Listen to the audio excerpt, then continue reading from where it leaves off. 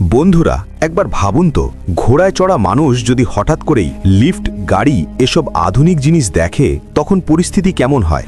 জি, আমাদের আজকের মুভির কাহিনী অনেকটা এমন হতে চলেছে, যেখানে দেখানো হয় 1700 সালের একজন মানুষ টাইম ট্রাভেল করে বর্তমান সময় চলে আসে। তারপর তার সাথে কি হয়, সে কি বর্তমান সময়ে নিজেকে ফিট করতে পারবে? সেটা দেখতে এবং জানতে হলে আমাদের আজকের ভিডিওটি শেষ পর্যন্ত দেখতে থাকুন।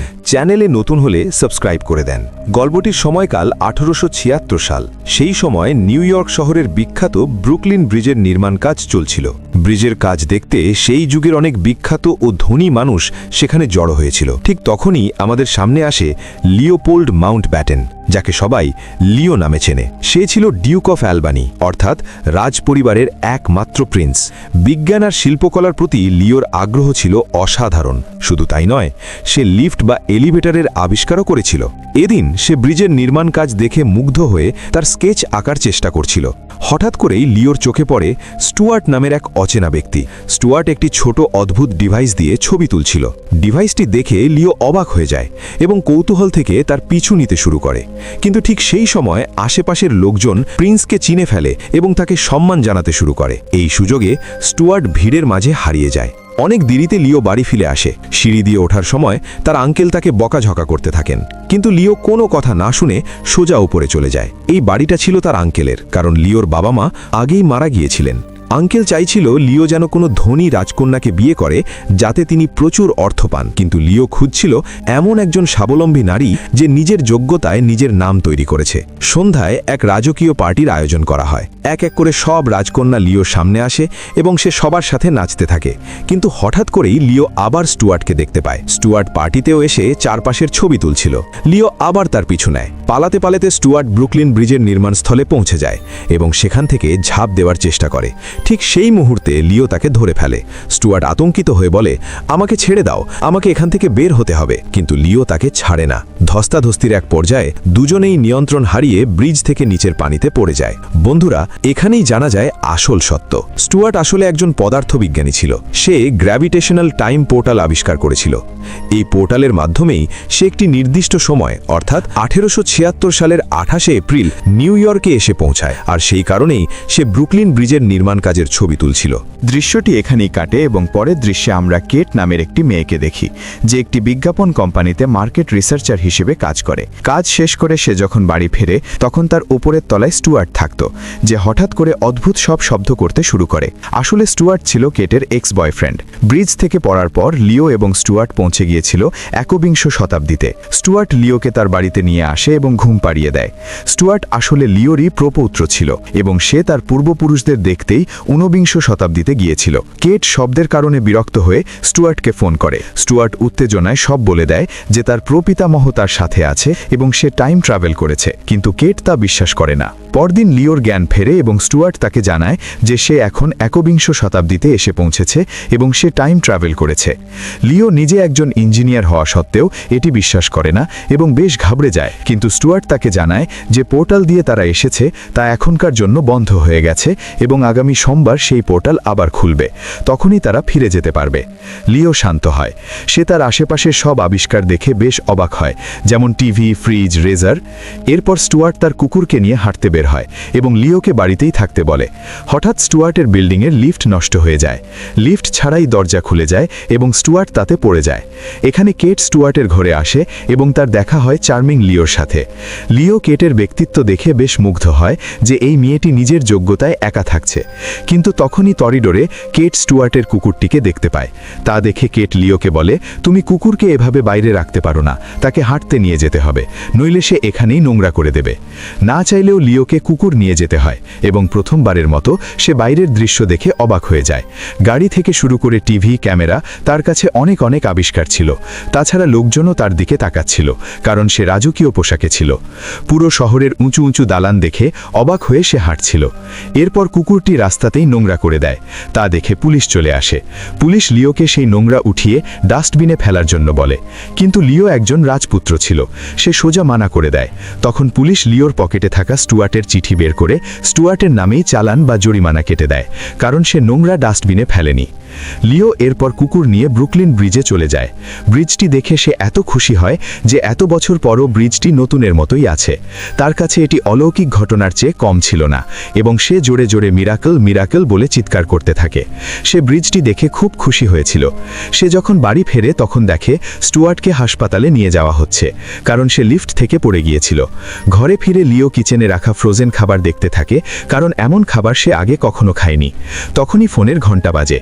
স্টুয়ার্ট ভয়েস মেসেজে তাকে বলে যে ফোন কিভাবে তুলতে হবে। লিও ফোন তোলে এবং স্টুয়ার্ট তাকে বলে যে সে আজ রাতেই বাড়ি ফিরবে, লিও যেন ঘর থেকে বের না হয়। কথা চলছিল, এরই মধ্যে স্টুয়ার্টের প্রতিবেশী বাচ্চা হেক্টর চুপচাপ ঘরে ঢুকে টিভি দেখতে শুরু করে। লিও তাকে জিজ্ঞেস করে, তুমি কে? সে বলে, আমি হেক্টর, আমার মা বুধবারে দেরিতে ফেরে, তাই আমি বুধবার স্টুয়ার্টের সাথেই টিভি দেখি।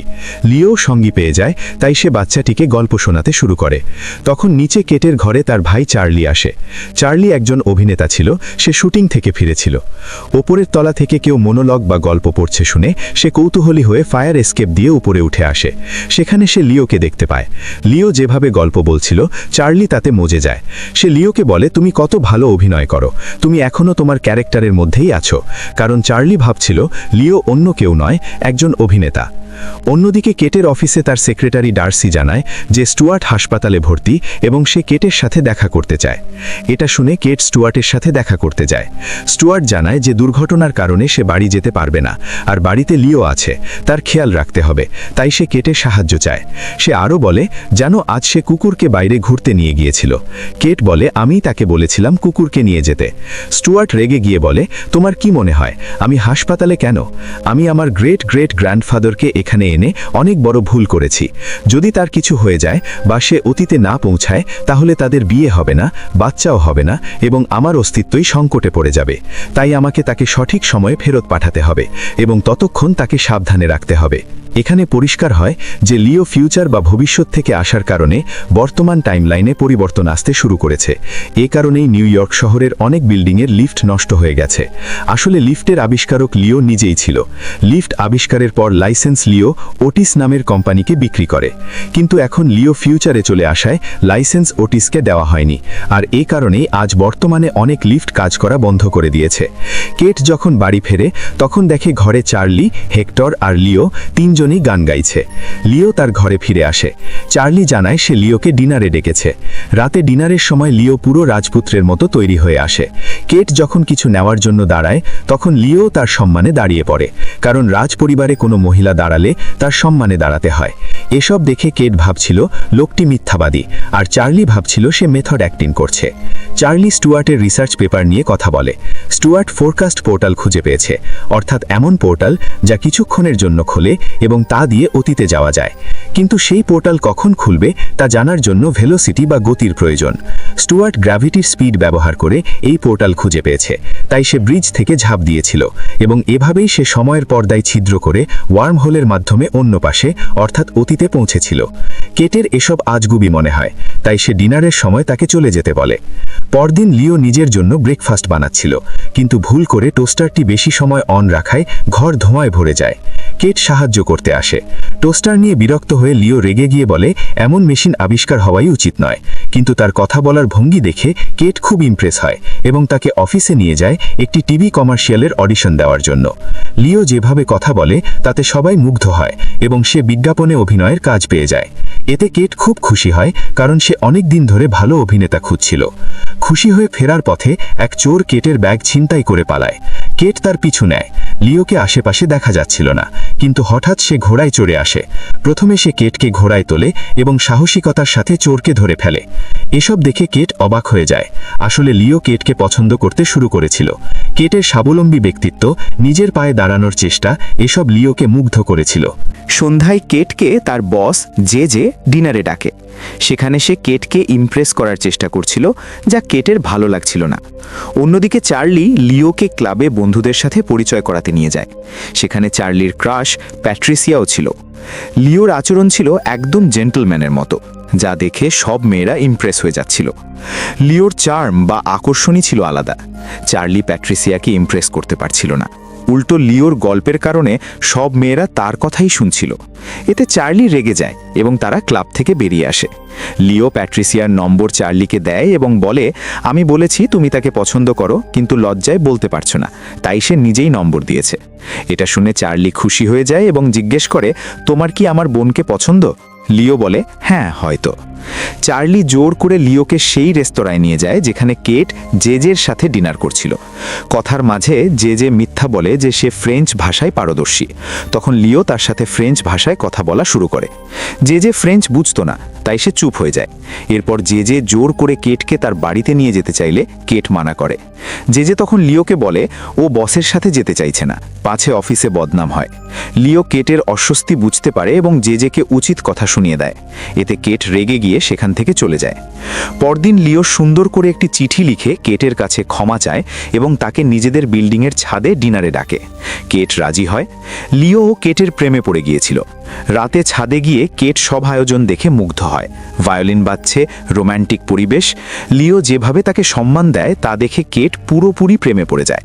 তারা একসাথে ডিনার ও ডান্স করে। পরদিন লিও তার আঙ্কেলের পুরনো বাড়ি, যা এখন একটি দালান, দেখতে পায় এবং সেখানে ঢুকে পড়ে। সে কেটকে তার ছোটবেলার ছবি দেখায় এবং একটি গোপন ড্রয়ার থেকে তার মায়ের আংটি বের করে। এটা দেখে কেট বিশ্বাস করে যে লিও সত্যি টাইম ট্রাভেল করে এসেছে। পরদিন লিও কমার্শিয়াল শ্যুট করতে গিয়ে রেগে যায়, কারণ যে প্রোডাক্টের বিজ্ঞাপন সে করছিল সেটা খুবই জঘন্য ছিল। সে রেগে শুটিং বন্ধ করে দেয়। এতে কেট ও লিওর মধ্যে ঝগড়া হয় এবং 1 সপ্তাহ কেটে যায়। সোমবার চলে আসে। স্টুয়ার্ট হাসপাতাল থেকে পালিয়ে আসে। সে লিওকে বুঝিয়ে বলে যে তাকে যে কোনো মূল্যে অতীতে ফিরতেই হবে এবং বিয়ে করতে হবে, নইলে ভবিষ্যৎ প্রজন্ম আসবে না। না চাইলেও লিও কেটকে কিছু না বলেই চলে যায় এবং ব্রিজ থেকে ঝাঁপ দেয়। সে ঠিক সেই সময়ে পৌঁছায় যখন সে স্টুয়ার্টকে দেখেছিল এবং তার পিছু নিয়েছিল। অর্থাৎ তার একটি সত্তা স্টুয়ার্টের পিছু নিয়ে ভবিষ্যতে আসে এবং কিছু সময় পর ভবিষ্যৎ থেকে ফিরে আসা লিও আমার অতীতে যোগ দেয় এবং অনিচ্ছা সত্ত্বেও সে বিয়ে করার সিদ্ধান্ত নেয়। এদিকে কেট প্রমোশন পায়। সে লিওকে ভয়েস মেল পাঠায়। স্টুয়ার্ট মেসেজ শুনে মন খারাপ করে। তখন চার্লি স্টুয়ার্টের রুমে আসে এবং একটি পুরনো ছবি দেখে অবাক হয়ে যায়। সে স্টুয়ার্টকে ছবিটা দেখায়। তারা কেটের প্রমোশন পার্টিতে যায়, যা লিওর আঙ্কেলের সেই পুরনো বাড়িতেই হচ্ছিল। তারা কেটকে বোঝায় যে তাকেও অতীতে যেতে হবে, নইলে সমস্যা হবে। কেট বিশ্বাস করে না, কিন্তু স্টেজে ওঠার পর স্টুয়ার্ট তাকে কিছু ছবি দেয়। সেখানে সে একটি ছবি দেখে যেখানে সে নিজেই লিওর সাথে আছে, অর্থাৎ কেটও অতীতে গিয়েছিল। লুপ সম্পূর্ণ করার জন্য তাকেও অতীতে যেতে হবে। কেট দৌড়ে ব্রিজে যায়। স্টুয়ার্ট ও চার্লিকে বিদায় জানিয়ে ব্রিজ থেকে ঝাঁপ দেয় এবং অতীতে পৌঁছে যায়। সে সোজা সেই পার্টিতে যায় যেখানে প্রিন্স তার বিয়ের ঘোষণা দিতে যাচ্ছিল। কিন্তু কেটকে দেখে লিও খুশি হয় এবং কেটকেই নিজের স্ত্রী হিসাবে ঘোষণা করে। অর্থাৎ নিজের ভালোবাসা পাওয়ার জন্য কেট 125 বছর পিছিয়ে যায় এবং লিওর সাথে সংসার শুরু করে। তাদের সন্তান হয় এবং তাদেরই বংশধর হয় স্টুয়ার্ট। এভাবেই লুপটি সম্পূর্ণ হয়।